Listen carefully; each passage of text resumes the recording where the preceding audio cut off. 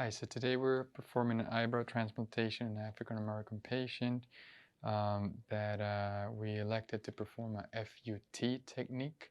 FUT technique is when we use the strip method to harvest the hair.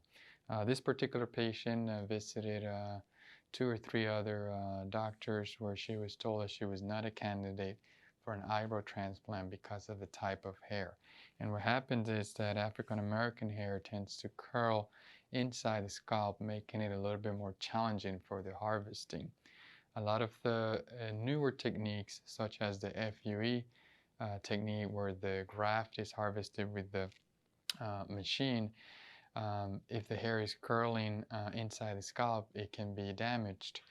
But in these patients, using a FUT technique, which is the strip method, actually allows for harvesting as well, with the experience of great, hair surgical techs, nurse practitioners. It can be done in a safely fashion using the microscope, and each individual graft can be isolated without damaging the hair bulb or the fat around the hair, so that the graft can be preserved.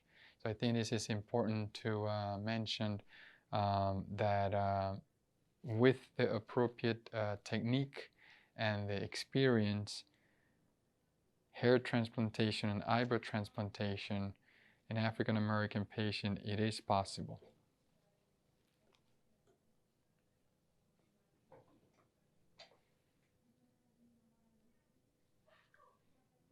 So you can see now the hair grafts are being inserted, and you can see how the actual hair curls, and it has to be inserted in a specific way so that when we anticipate the hair growth, it grows in the appropriate direction. And this is where attention to detail comes in place, not only during the harvesting part of the procedure, but also during the implantation of the hair grafts.